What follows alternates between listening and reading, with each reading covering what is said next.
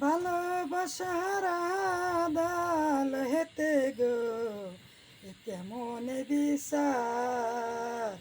দোষ করেছি দুইজনে আর সাজা হইল আমার ভালোবাসার আদাল হেতে গো এ কেমন বিচার দোষ করেছি দুইজনে আর সাজা হইল আমার মনটা যদি ভেঙ্গে দিবি তবে কেন মন দিলি তোর কারণে এতই দুঃখ দিলি তুই আমায় ছেড়ে কই গেলি তোর কারণে এতই দুঃখ দিলি।